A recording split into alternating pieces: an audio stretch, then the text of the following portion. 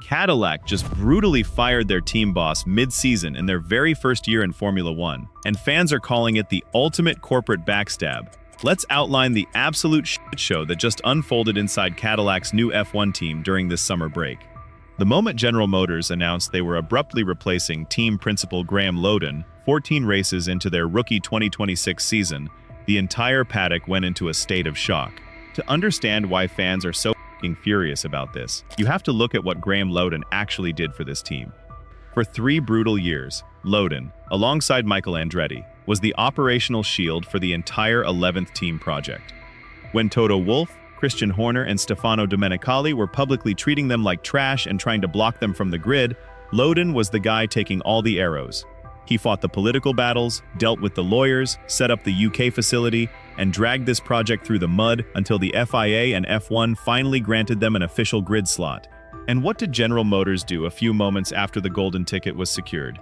They kicked Lowdon directly out the f***ing door. It is the most ruthless, cold-blooded corporate backstab we have seen in years. Lowdon did all the dirty, exhausting work, and a few races after the license was signed, Detroit corporate executives threw him in the trash.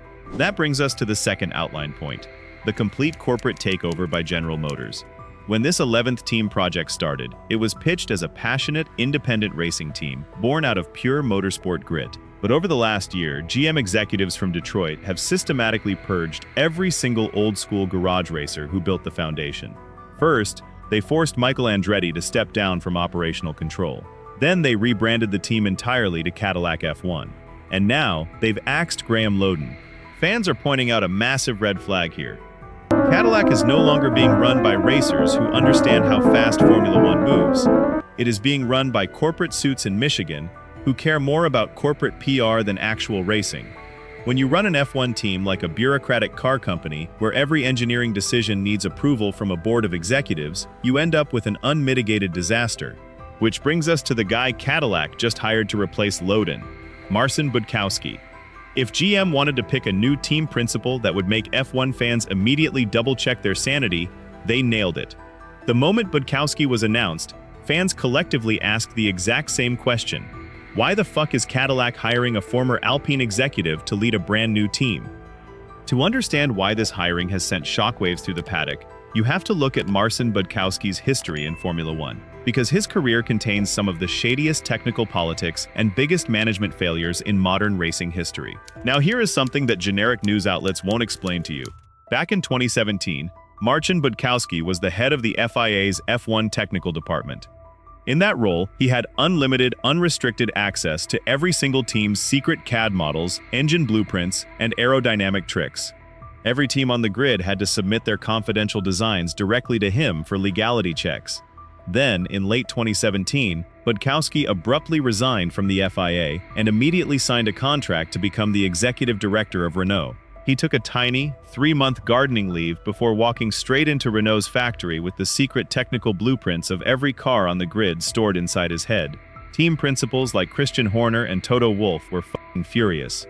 They openly accused Renault and Budkowski of industrial espionage, and the scandal forced the FIA to rewrite their employment laws to prevent ex-officials from stealing team IP ever again. Budkowski entered team management under a cloud of massive controversy, and his reputation in the paddock has been divisive ever since. It gets worse. After joining Renault, which later rebranded to Alpine, Budkowski was part of the infamous three-headed management structure alongside Laurent Rossi and Davide Brivio. Instead of turning Alpine into a championship contender, that management regime created years of corporate stagnation, political infighting, and total organizational failure. They were the management group that laid the groundwork for losing Oscar Piastri to McLaren in one of the most embarrassing contractual blunders in sports history. Budkowski eventually left Alpine in 2022, right before the team fell completely apart. So when fans saw Cadillac hire Budkowski, the reaction was brutal. Fans are asking why Cadillac is importing Alpine's failed corporate culture into a brand new team. Instead of building an agile, aggressive racing team, Cadillac just hired an executive who presided over one of the most bureaucratic shit shows in modern F1 history. So let's do a final outline of what this Cadillac management disaster actually means. 1. Graeme Lowdon got ruthlessly used. He did 3 years of political heavy lifting to get the grid slot, only to get dumped the second GM got what they wanted. 2. General Motors is running the show. Detroit corporate suits have purged the original racing founders and are turning Cadillac into a corporate subsidiary. 3. Marcin Budkowski brings major baggage. Hiring an ex-FIA, ex-Alpine boss signals that Cadillac is prioritizing political insider connections over raw racing grit. 4. Driver strategy is changing. With Budkowski at the helm, don't expect Cadillac to take a gamble on young American drivers like Colton Herta in 2027. Expect them to keep safe, experienced European veterans like Valtteri Bottas or Sergio Perez to avoid more corporate embarrassment. Cadillac isn't even through their first full season in Formula One, and they are already delivering peak paddock drama. If Budkowski turns Cadillac into a streamlined powerhouse, GM will look like geniuses.